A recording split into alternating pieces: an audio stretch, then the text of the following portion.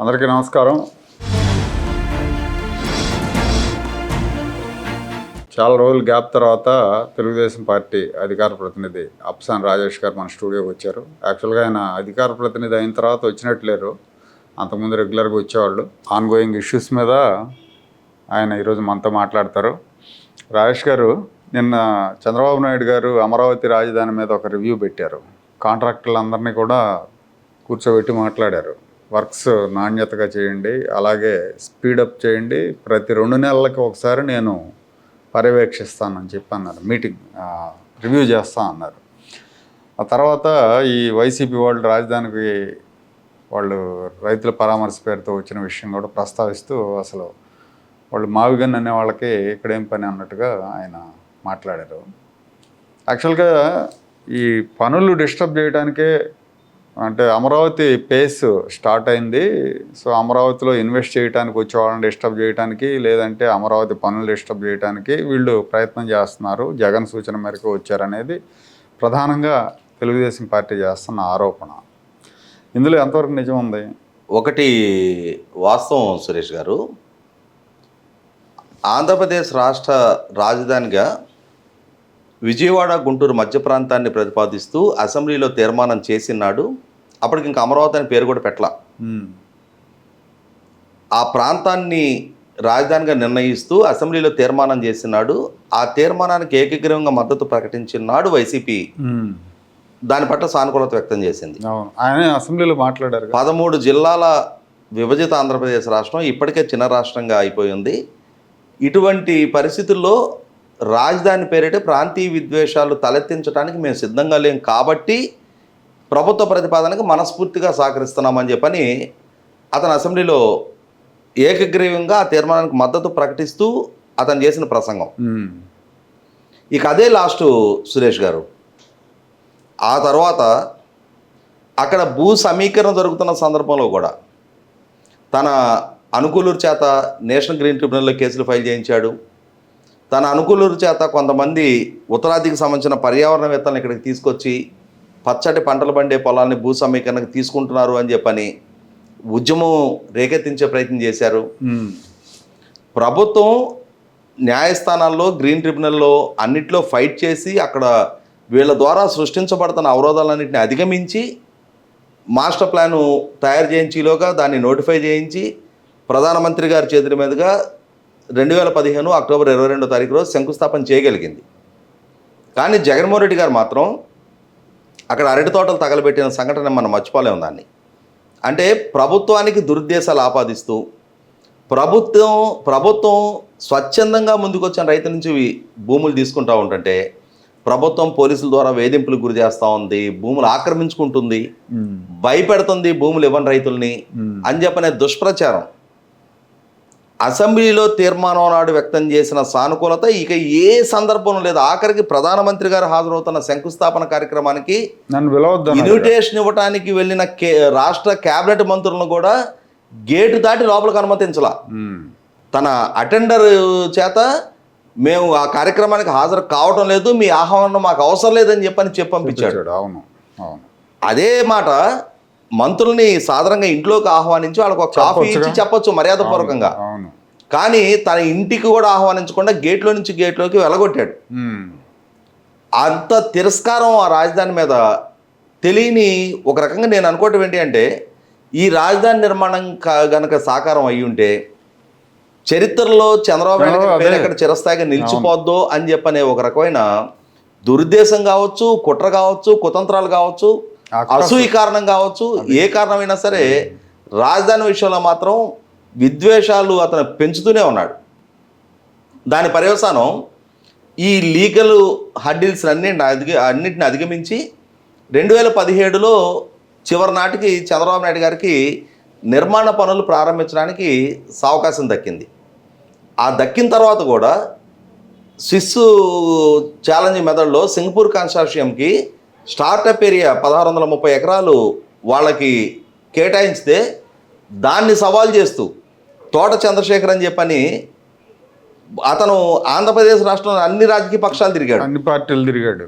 అప్పుడు వైసీపీలో ఉన్నాడు, ఇప్పుడు బీఆర్ఎస్ పార్టీ ఆంధ్రప్రదేశ్ రాష్ట్ర శాఖ అధ్యక్షుడిగా ఉన్నాడు. రేపు పొద్దున ఏదో ఇంకో పార్టీ పెట్టబోతున్నాడని కూడా వార్తలు. అతను హైదరాబాద్లో ఆదిత్య కన్స్ట్రక్షన్స్ పేరిట బిల్డర్.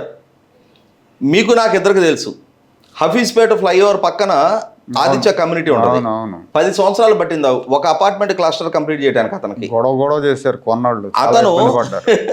అతను రాజధాని నగర నిర్మాణంలో మేమెందుకు పాల్గొకూడదు, మీరు సింగపూర్ సంస్థలకు ఎలా ఏకపక్షంగా కేటాయిస్తారు, సిస్ ఛాలెంజ్ మెథడ్లో మమ్మల్ని కూడా పరిగణలోకి తీసుకోవాలని కోర్టుకు వెళ్ళి మళ్ళీ అతను కొన్నాళ్ళు ఆపాడు. అతను వైసీపీ నాయకుడే. అప్పుడు ఎన్జిటిలో కేసు ఫైల్ చేసింది కూడా నాడు కాంగ్రెస్ నాయకుడు, తర్వాత రోజుల్లో జనసేనలోకి వచ్చాడు బొలిశెట్టి సత్యనారాయణ. ఏ కాంగ్రెస్ పార్టీ అయితే రాష్ట్ర విభజన చేసిందో, ఏ కాంగ్రెస్ పార్టీ అయితే రాష్ట్రానికి రాజధాని ఎక్కడో నిర్ణయించలేదో, ఇటువంటి నిర్ణయాల పర్యవసంగానే కాంగ్రెస్ పార్టీకి ఉనికి కూడా రాష్ట్రంలో లేకుండా పోయిన నేపథ్యంలో ఆ కాంగ్రెస్ నాయకుడు బొలిశెట్టి సత్యనారాయణ ఈ విధమైన చర్యలకు పాల్పడటం, వీటన్నిటి నేపథ్యంలో ఎలా అయినా సరే రాజధాని నిర్మాణం టేకప్ చేయాలని పట్టుదలతో ఉన్న చంద్రబాబు నాయుడు గారు ఈ సవాళ్ళన్నింటినీ బాలారిష్టాలుగా భావించి వాటిని అధిగమించి 2018లో రాజధాని నిర్మాణం ప్రారంభమైంది. వాస్తవంగా 2019 ఎన్నికల నాటికి ఆ దొరికిన చాలా కొద్ది టైంలో చాలా ఎక్కువ పనులు చేసినట్టే అక్కడ. ఎందుకంటే ఒక ప్రభుత్వ టెన్యూర్లో 5 సంవత్సరాలు ఎక్కువ కావచ్చు సురేష్ గారు, కానీ ఒక రాష్ట్ర చరిత్రలో మన జీవితకాలంలో కూడా 5 సంవత్సరాలు ఎక్కువ కాదు. అవును. అట్లాంటిది 5 సంవత్సరాల టెన్యూర్లో ఎక్కడనేది నిర్ణయించడం, భూ సమీకరణలో భూములు తీసుకోవటం, మాస్టర్ ప్లాన్ ఆమోదించడం, ప్రధానమంత్రి గారి చేత శంకుస్థాపన చేయటం, అక్కడే సచివాలయ నిర్మాణం చేసి పరిపాలన చేయటం, అక్కడే శాసనసభ మండలి అక్కడి నుంచే కొనసాగుతూ ఉంటాం, అక్కడే హైకోర్టు నిర్మాణం జరగటం, అక్కడే శాశ్వత కార్యాలయాల కోసం కూడా పనులు కొనసాగుతూ ఉంటున్న నేపథ్యంలో అధికార మార్పిడి జరిగింది. ఆ జరిగిన తర్వాత 5 సంవత్సరాల పాటు రాష్ట్ర రాజధాని మీద ఏ విధమైన విష ప్రచారం చేశారు, ఏ విధంగా వ్యవహరించారు, ఏ విధంగా 3 రాజధానులు అని చెప్పని ఒక అసంబద్ధ అవగాహన రాజ్యపు ప్రస్తావనతో రాష్ట్ర ప్రజలని అయోమయంలోకి నెట్టే ప్రయత్నం చేశారు. ఇవాళ ముంబైకి సంబంధించిన స్టాండప్ కమెడియన్స్ ఒక లాఫింగ్ స్టాక్గా ఆంధ్రప్రదేశ్ రాష్ట్ర రాజధాని గురించి, 3 రాజధానుల అంశం గురించి, అంటే వాళ్ళు కామెడీ షోల్లో చర్చించుకునే అంశంగా ఎలా మార్పు చెందింది అనేది కూడా మనం చూసాం. ఢిల్లీలో కూడా అంటారుగా మీ రాజధాని ఏదైనా. అవును. ఆ రోజుల్లో అంటే ఇటువంటి పరిస్థితుల్లో జగన్మోహన్ రెడ్డికి నాటి నుంచి నేటి వరకు అతనికంటూ ఒక క్లారిటీ లేదు. ఎందుకంటే అతను ప్రస్తావించిన 3 రాజధానులే అనుకుందాం. 2019-24 మధ్యకాలంలో నువ్వు ముఖ్యమంత్రిగా ఉన్నావు, నువ్వు 3 రాజధానులు అని చెప్పని ఒక నిర్ణయం తీసుకున్నావు. చట్టపరంగా నువ్వు తీసుకున్న నిర్ణయం చెల్లుబాటు కాదు అని చెప్పని 2022 మార్చి 3వ తారీఖు ఆంధ్రప్రదేశ్ రాష్ట్ర హైకోర్టు అమరావతి మాత్రమే ఏకైక రాజధాని అని చెప్పని స్పష్టమైన తీర్పిచ్చింది. నీకు లెజిస్లేషన్ చేసే అధికారం కూడా లేదు అని చెప్పని తీర్పిచ్చింది. దీని మీద నువ్వు సుప్రీంకోర్టుకి వెళ్ళి స్టే అడిగావు, నీకు స్టే దక్కలేదు. అంటే ఆంధ్రప్రదేశ్ రాష్ట్ర హైకోర్టు తీర్పు అమల్లో ఉంది కదా, నీకు వేరే గత్యంతరం లేదు కదా. నువ్వు సుప్రీంకోర్టులో లిటిగేషన్ కంటిన్యూ చేస్తున్నావు. సరే, ఇక్కడ రాష్ట్ర రాజధాని పనులను ఏమన్నా వేగవంతం చేసావా? కనీసం మాత్రం చిత్తశుద్ధి ప్రదర్శించావా? పోనీ నువ్వు అనుకుంటున్న విశాఖపట్నాన్నో లేకపోతే కర్నూలునో రాజధానిగా ప్రకటింపజేయడం కోసం నువ్వు చేసే నిర్మాణం ఏంటంటే అంటే ఋషికొండ మీద నువ్వు నివాసం ఉండటానికి కార్యాలయం నిర్మాణం తప్పిస్తే అదనంగా ఇదిగో దసరాకి విశాఖపట్నం వెళ్తున్నాం, దీపావళికి విశాఖపట్నం వెళ్తున్నాం, సంక్రాంతికి విశాఖపట్నం వెళ్తున్నాం, లీకులు ఇచ్చేవాళ్ళు మంత్రులు కూడా.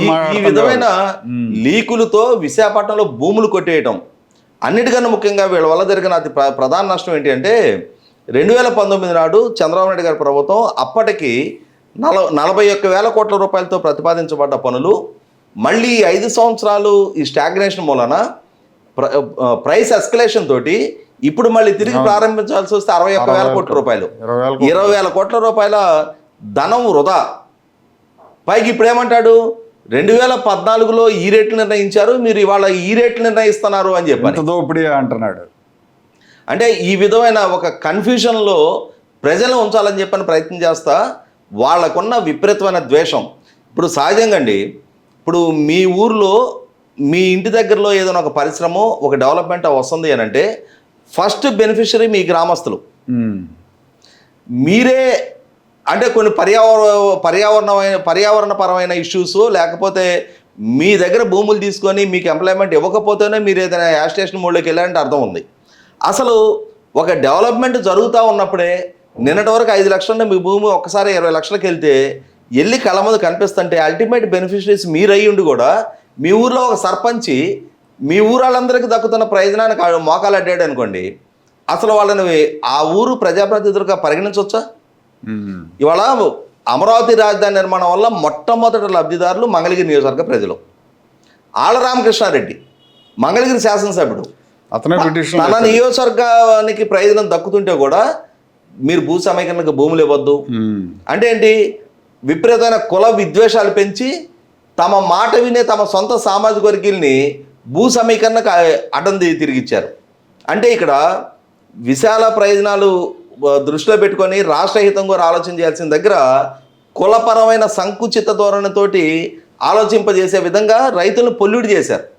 దాని ఇంపాక్ట్ ఇవాళ 1500 పిటిషన్లు ల్యాండ్ వాళ్ళు భూ సమీకరణకు ముందుకు రాలా, ప్రభుత్వం భూ సేకరణలో తీసుకోవాలని చెప్పని ప్రయత్నం చేసింది. భూసేకరణ నోటిఫికేషన్కి వ్యతిరేకంగా 1500 పిటిషన్లు ఫైల్ చేశారు. నువ్వు న్యాయ పోరాటం చేశావు, ఇప్పుడు మేమేదో న్యాయ సహాయం చేస్తామని చెప్పని జగన్మోహన్ రెడ్డి చెప్తున్నాడు. 2019కి ముందే వాళ్ళందరూ ల్యాండ్ ఎక్విజిషన్కి వ్యతిరేకంగా పిటిషన్ ఫైల్ చేశారు. ఈ ప్రభుత్వం అధికారంలోకి వచ్చిన తర్వాత ఆ పిటిషన్ల మొత్తాన్ని పరిష్కరింపజేసుకున్నారు. ఇవాళ ప్రభుత్వం ల్యాండ్ ఎక్విజిషన్కి వెళ్ళటానికి సిద్ధం అయిపోయింది. ఇప్పటికీ ప్రభుత్వం ఏకపక్షంగా ల్యాండ్ అక్విజిషన్ చేయాలని అనుకోవటల్లా. ఇప్పటికైనా సరే భూ సమీకరణకు ముందుకొచ్చి సహకరిస్తే మేము భూసేకరణ చేయాల్సిన నష్టం లేదు. 2013 ల్యాండ్ అక్విజిషన్ యాక్ట్ ప్రకారం భూసేకరణ చేసినా ఇవాళ ఉన్న ప్రివేలింగ్ మార్కెట్ ప్రకారం చూస్తే మీకు నష్టం జరుగుతుంది. కాబట్టి రాజధానిలో మిగిలిన ప్రాంత ప్రజలకు ఎలా అయితే సహకరించి ముందుకొచ్చి భూములు ఇచ్చిన రైతులకు ఎలా అయితే విన్ సిచ్యుయేషన్లో ఆ జరిగే అభివృద్ధిలో మీరు కూడా భాగస్వాములు అవ్వండి, అయిన పక్షంలో మీకు మెరుగైన ప్రయోజనం దక్కుద్ది అని చెప్పని ప్రభుత్వ పరంగా మేము వాళ్ళకి నచ్చ చెప్పే ప్రయత్నం చేస్తున్నాం, బుజ్జగిస్తున్నాం. అయినా సరే జగన్మోహన్ రెడ్డి వల్ల ప్రేరేపితులైన కొందరు కులపరమైన విద్వేషాలతో ఎలా ఈ రాజధాని నిర్మాణం సాగుద్దో చూద్దామని చెప్పని మొండి పట్టుదలతోటి వ్యవహరిస్తూ ఉన్నారు. అలా వ్యవహరించే వాళ్ళ విషయంలో ప్రభుత్వానికి స్టేట్ని ధిక్కరించే అంతటి వాళ్ళ భూములు వాళ్ళకి న్యాయపరంగా పోరాటం చేసే హక్కు ఉంది.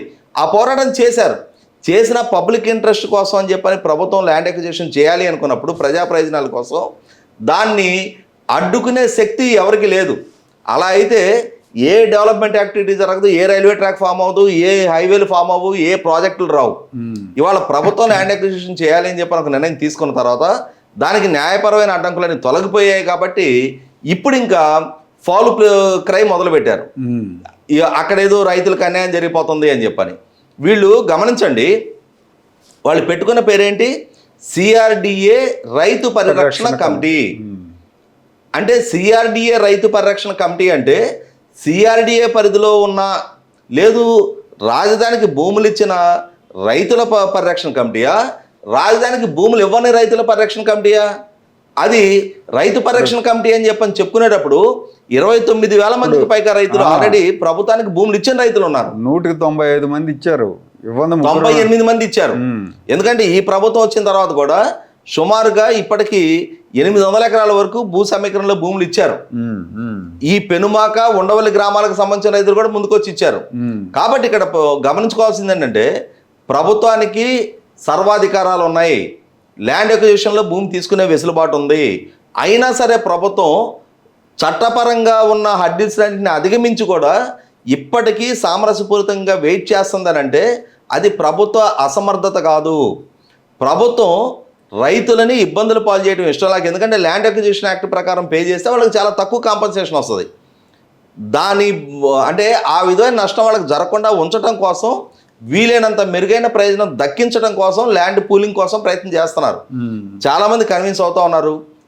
కానీ జగన్మోహన్ రెడ్డి వల్ల ప్రేరేపితులయ్యి వీళ్ళు అటెన్షన్ కోసమా లేకపోతే దాన్ని డిస్టర్బ్ చేయడానికి? అంటే ఇక్కడ ఒకటి ఉందండి, కొంతమంది విపరీతమైన అంటే జగన్మోహన్ రెడ్డి పట్ల ఉండే సైకో ఫ్యాన్సీ కావచ్చు, లేదు విపరీతమైన కుల విద్వేషం.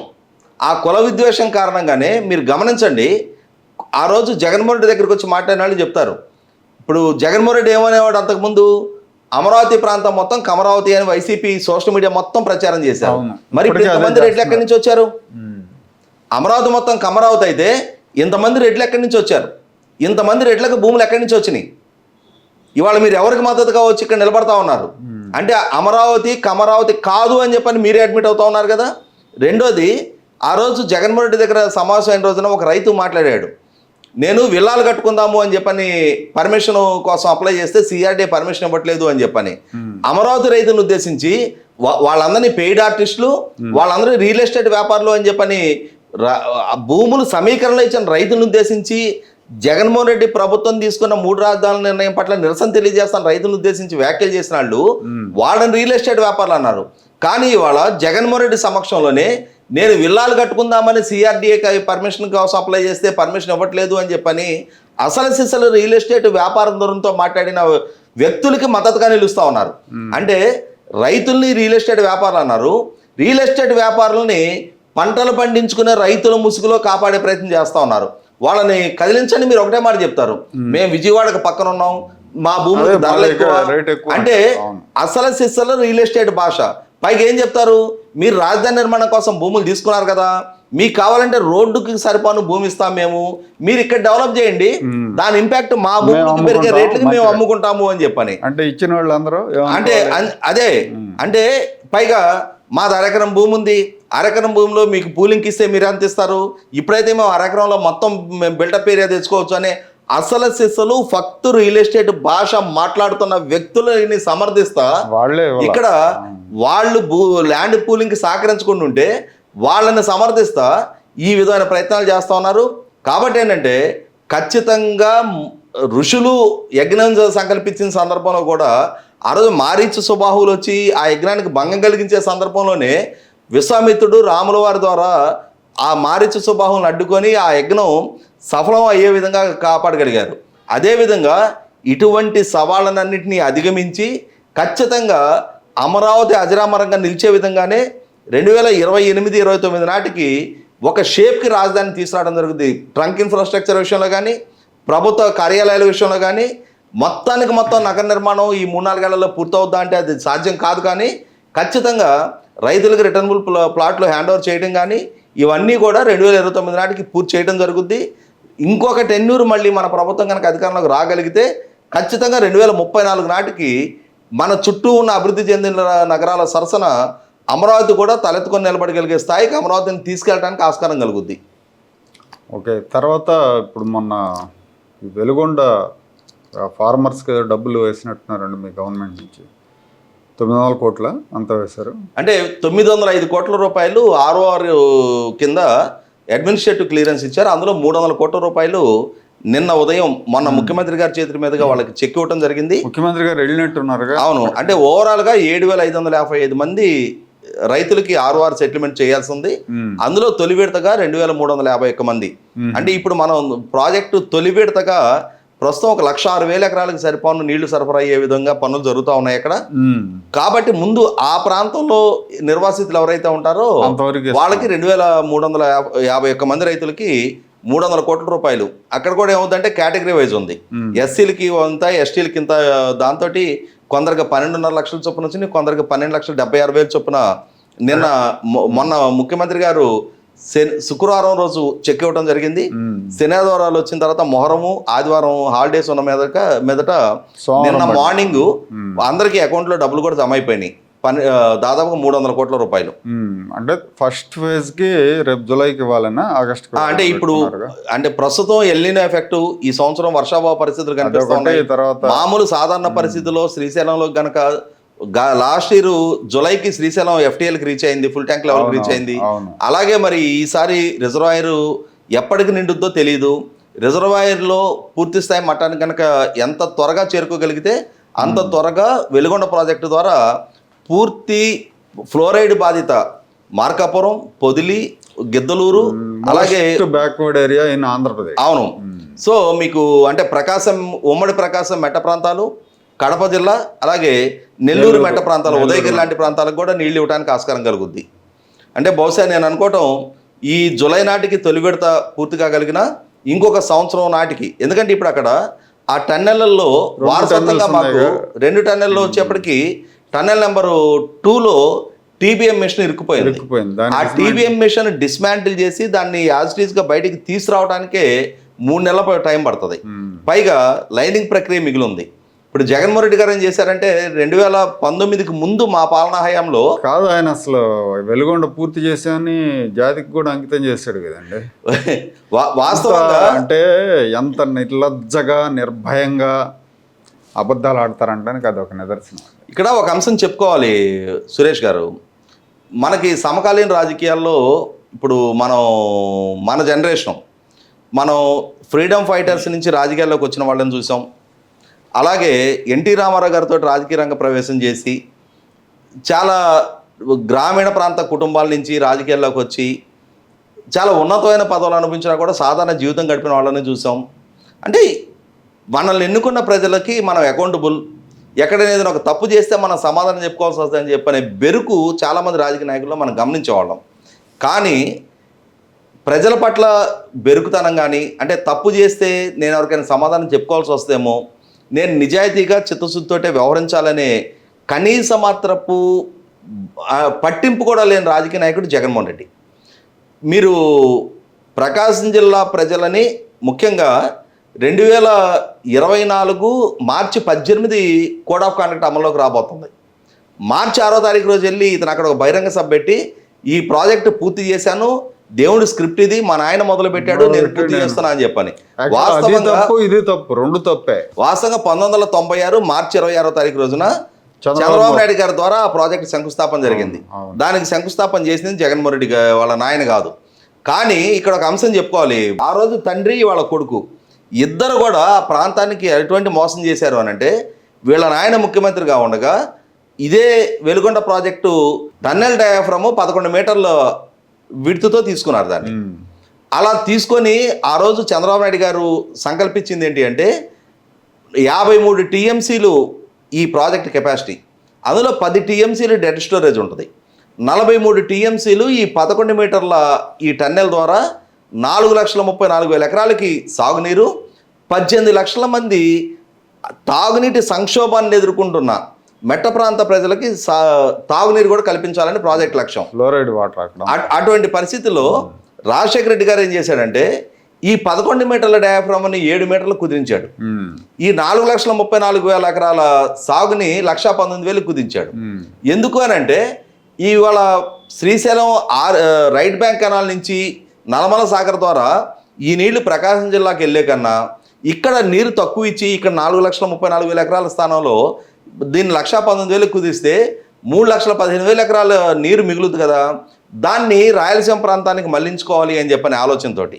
అంటే ఆయన రాయలసీమ నుంచి ఎన్నికయ్యి రాయలసీమ ముఖ్యమంత్రిగా ఆలోచించే ప్రయత్నం చేశాడు తప్ప తాను ఈ ప్రాంతానికి కూడా ముఖ్యమంత్రి అనే విషయాన్ని మర్చిపోయాడు. ఈ ప్రాంత సమస్యలని, ఈ ప్రాంత ప్రజలను కూడా ఆదుకోవాల్సిన బాధ్యత ఉందని మర్చిపోయి స్వార్థంతో ఆయన ఈ ప్రాంతానికి వెన్నుపడి ప్రయత్నం చేశాడు.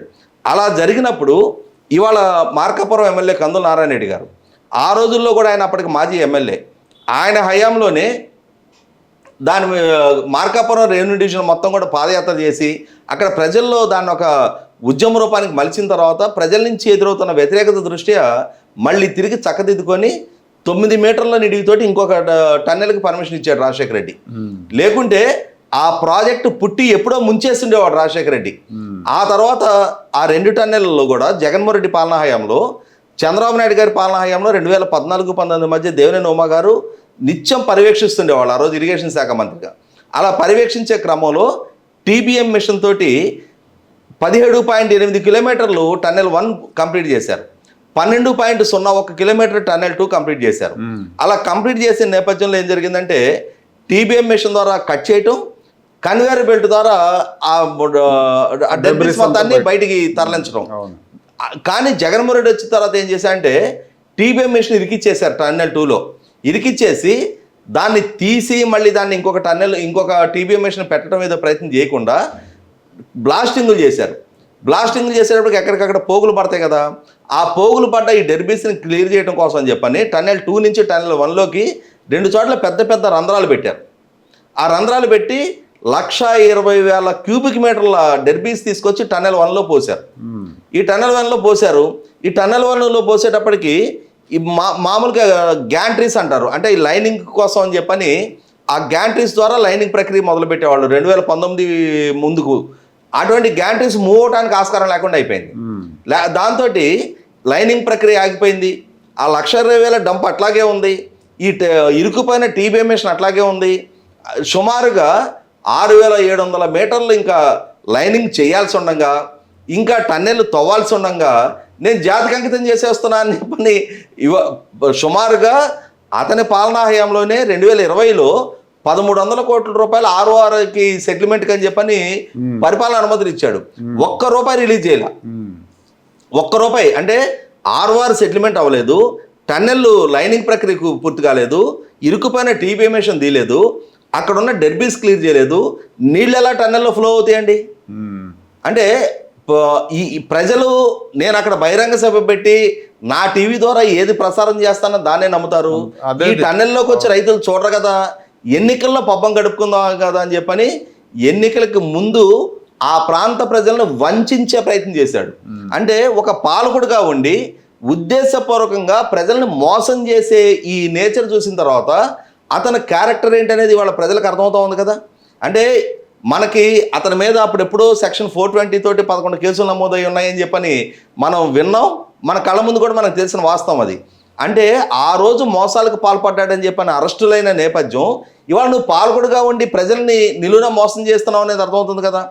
ఖచ్చితంగా అంటే ఇవాళ నువ్వు అవినీతికి పాల్పడ్డావు అనేది ప్రూవ్ అయింది, నువ్వు మోసగాడు అని చెప్పని ప్రూవ్ అయింది. అన్నిటికన్నా ముఖ్యంగా ఇవాళ నేర స్వభావానికి పాల్పడతా ఉన్నాడు, హింసని ప్రేరేపిస్తూ ఉన్నాడు. తన మనుషులు రప్ప నరుకుతామని చెప్పని మాట్లాడుతుంటే అటువంటి వాళ్ళని ప్రోత్సహించే ప్రయత్నం చేస్తూ ఉన్నాడు. అంటే వాళ్ళు ఏంటి, సమాజంలో శాంతి భద్రతలకు విఘాతం కలగాలి అంటే వాళ్ళే నాయకులను చేస్తున్నారు. అవును, మనం పెరంబలూరులో చూసాం కదా. అవును, ఇన్ఛార్జ్ ఒక అతను. అవును, జెండాదిమ్మల పాల్గొట్టి హడావిడి చేయడం.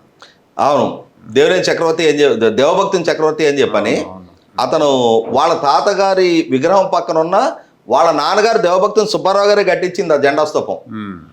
ఆ జెండా స్తూపాన్ని అంటే తండ్రులు కట్టిస్తే కొడుకులు దాన్ని పగలగొట్టారు. అవును, పగలగొట్టడం వాళ్ళ సంస్కృతి. అవును, ఇటువంటి ఒక వ్యక్తి వాళ్ళ రాజకీయాల్లో కొనసాగుతా ఇవాళ రాష్ట్రంలో నాకు ప్రధాన ప్రతిపక్ష హోదా ఇవ్వాలి అంటున్నాడు. ఇక్కడ గమనించుకోవాల్సింది ఏంటి అంటే అతని క్యారెక్టర్ ఏంటనేది ఇవాళ ప్రూవెన్ ఫ్యాక్టర్. ఇవాళ ప్రజలను మోసం చేశాడు, అవకాశం అధికారం దక్కన్నాడు. వాళ్ళ నాయన అధికారంలో ఉన్న రాజు ఇవాళ ఇతనికి అధికారంలో దక్కిన రోజు కూడా విపరీతమైన అవినీతికి పాల్పడ్డాడు అని చెప్పని వాళ్ళ కళ్ళ ముందు విచారణలో నిర్ధారణ అవుతూ ఉంది.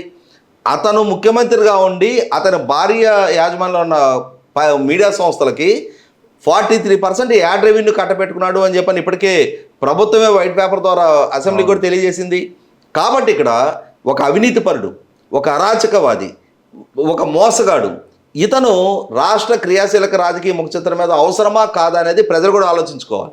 ఇవాళ అతను తన రాజకీయ ఎగ్జిస్టెన్స్ కోసం కులపరమైన విద్వేషాలు పెంచుతున్నాడు, ప్రాంతీయపరమైన విద్వేషాలు పెంచుతున్నాడు, యువతలో ఎమోషన్స్ను ఫ్లేరప్ చేసి హింస వైపు మళ్లించే ప్రయత్నం చేస్తున్నాడు. అతనికి పాలకుడిగా అవకాశం దక్కినాడు. రాష్ట్ర వ్యాప్తంగా గంజాయి ద్వారా యువతను ఎడిక్ట్ చేసే ప్రయత్నం చేశాడు. నేను 2,30,000 ప్రభుత్వ ఉద్యోగాలు ఇస్తా, ప్రత్యేక హోదా సాధనతో 13 జిల్లాని 13 హైదరాబాద్కి అభివృద్ధి చేస్తా, రాష్ట్ర వ్యాప్తంగా వలసలేని ఉపాధి కల్పిస్తా అని ఇలా రకరకాల మాయమాటలు చెప్పి అధికారంలోకి వచ్చిన తర్వాత అవేమీ చెయ్యకపోగా అటువంటి యువతని నిర్వీర్యం చేస్తూ గంజాయికి బానిసలకు చేసే ప్రయత్నం చేశాడు. ఈరోజు హింసలో వాళ్ళందరూ మునిగి తేలే విధంగా ఎవరైనా నాయకుడు అనేవాడు తన శ్రేణులు హింస గురించి మాట్లాడుతున్నప్పుడు కట్టడి చేయాలి. బాధ్యత కలిగిన నాయకత్వం అయితే తాను తన శ్రేణులు కూడా ఆదర్శవంతమైన జీవనం సాగే విధంగా చూడాలి. ఈయన ఏం చేస్తున్నాడు, ఆయన కూతుళ్ళేమో ఎక్కడో కంఫర్ట్గా విదేశాల్లో ఉండాలి, ఆయనేమో 30 అడుగుల ఐరన్ ఫెన్సింగ్లో సేఫ్గా ఉండాలి, 56 మంది రక్షణలో Z+ కేటగిరీ రక్షణలో ఆయన ఉంటే ఇది చాలదు నాకు, నేను ముఖ్యమంత్రిగా కొనసాగిన నాటి రక్షణ నాకు ఇవ్వాలి అని చెప్పని ఆయనేమో వందలాది మంది రక్షణ తనకు కావాలని చెప్పని కోరుకుంటున్నాడు. కానీ ఎవరో కన్న పిల్లలను మాత్రం మీరు రప్ప నరకండి, మీరు కేసులు పాలవ్వండి, మీరు జైలు పాలవ్వండి, మీ కుటుంబాలు చిన్నభిన్నం గండి అని చెప్పని ఇటువంటి రాజకీయాన్ని ప్రోత్సహిస్తున్న జగన్మోహన్ రెడ్డి రాష్ట్ర రాజకీయానికి అవసరమా కాదా అని చెప్పని రాష్ట్ర ప్రజలు కూడా ఒకసారి పునరాలోచించుకోవాల్సిన అవసరం ఉంది సురేష్ గారు.